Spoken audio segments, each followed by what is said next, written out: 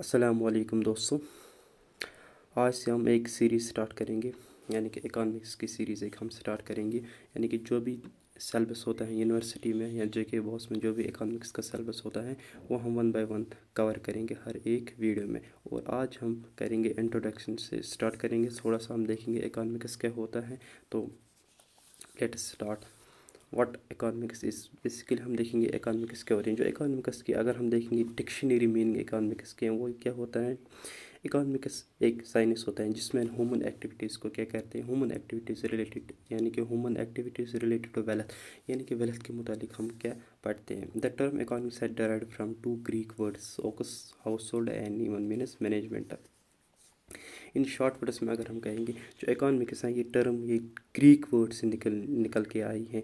दो वर्ड्स में, एक तो ओकस जिसका मतलब होता है हाउस होल्ड एंड निमन मीनस मैनेजमेंट, यानी कि मैनेजमेंट ऑफ हाउस होल्ड, यानी कि एक जो हाउस होल्ड है वो कैसे मैनेजमेंट कर सकता है। अगर इसके पास पैसे हैं तो वो अपने पैसों को कैसे मैनेज कर सके। तो इकोनॉमिक्स हमें यही सिखाता है। फिर अगर हम देखेंगे डेफिनेशन ऑफ इकोनॉमिक्स की बहुत सारी डेफिनेशन आई हैं। जो वैलिड डेफिनेशन है वो किसने दी है, वो दी थी एडम स्मिथ ने। एडम स्मिथ जिसे हम फादर ऑफ मॉडर्न इकोनॉमिक्स भी कहा जाता है। इसने कब दी, इसने एक बुक लिखी, इसका नाम क्या, an inquiry into the nature and cause of wealth of nation, यानी कि इसकी बुक है। इसी में इसने ये डेफिनेशन दी है। कब दी, 1776 में।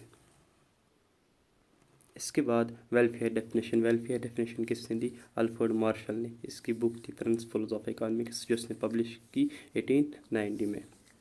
और स्कैर्सिटी की डेफिनेशन दी थी किसने, लॉर्ड रॉबिन्स ने। इसने एक बुक लिखी थी an essay on the nature and significance of economic science, कब, 1932 में। इसके बाद ग्रोथ ओरिएंटेड डेफिनेशन वो किसने दी, पैटरसन ने एंड समिल्सन ने दी थी। किसके मुतालिक, ग्रोथ ओरिएंटेड डेफिनेशन। मतलब ये आपको सिर्फ याद रखना है, अगर एग्जाम में क्वेश्चन आ जाए तो वो 1 मार्क्स आ सकता है। स्कैर्सिटी डेफिनेशन किसने दी, वेलफेयर किसने दी, तो वेल्थ की डेफिनेशन किसने दी, तो बस यही याद रखना होता है।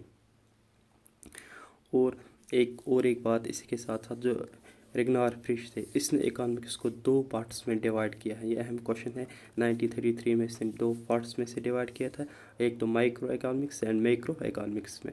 एंड 1936 में क्या हुआ, 1936 में लॉर्ड जो जेम कीन्स हैं, इसने कंसेप्ट ऑफ जनरल थ्योरी का कंसेप्ट जो है वो इसने दिया।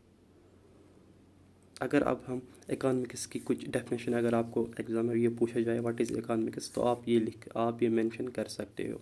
Economics is all about making choices in the presence of scarcity and study human activity and study human behavior as a relation between resource and ends, यानी कि human wants। Simply इसका मतलब क्या होता है, मतलब एक इंसान जो होता है इसके पास जो रिसोर्सेज होते हैं वो इसके पास बहुत ही कम होते हैं, और जो इसके वांट्स होते हैं, मतलब इंसान चाहता है मुझे ये भी होना चाहिए, मुझे वो भी होना चाहिए, मतलब कार भी, मोबाइल फ़ोन भी, इसी के साथ साथ क्लोथ्स भी, और जो बेसिक नीड्स हैं वो भी होनी चाहिए।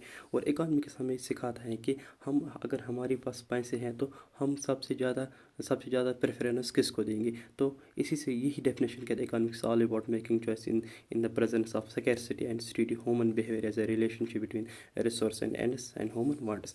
Economics is a study of choice, यानी कि इकोनॉमिक्स क्या है, स्टडी ऑफ चॉइस, मतलब इंसान एक चॉइस करता है इसमें।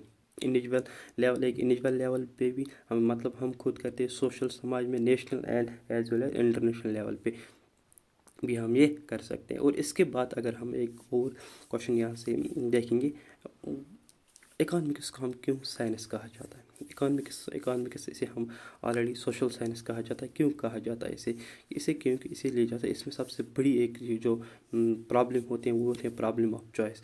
प्रॉब्लम ऑफ चॉइस वो मेन काज है, जैसे जैसे इसीलिए हमें इकोनॉमिक्स को हम क्या कहते हैं, इसीलिए हम इकोनॉमिक्स को साइंस ऑफ चॉइस कहते हैं।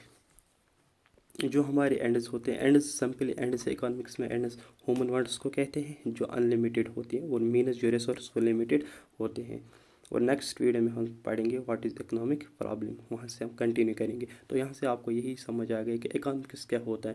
बस सिंपली आपको ये याद रखना है, इकोनॉमिक्स हमें यही सिखाता है कि हमारे पास जो रिसोर्सेज होते हैं वो बहुत ही लिमिटेड होते हैं, और जो हमारे वांट्स होते हैं वो अनलिमिटेड होते हैं। और इकोनॉमिक्स हमें ये सिखाता है कि हम सबसे ज़्यादा प्रेफरेंस किसको देंगे, हम सबसे ज़्यादा प्रेफरेंस किसको देंगे, उसके बाद किसको देंगे, ये हमें इकोनॉमिक्स सिखाता है। अगर हमारे पास 100 रुपये है तो इकोनॉमिक्स के हिसाब से हम उससे क्या कर सकते हैं, यूटिलाइज़ कर सकते हैं। तो वो हमें इकोनॉमिक्स यही सिखाता है कि हम सबसे ज़्यादा प्रेफरेंस किसको देंगे, जो हमारे लिए नीड होती है हम सबसे ज़्यादा प्रेफरेंस इसी को देते हैं।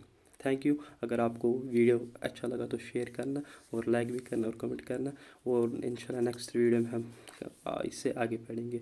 Thank you.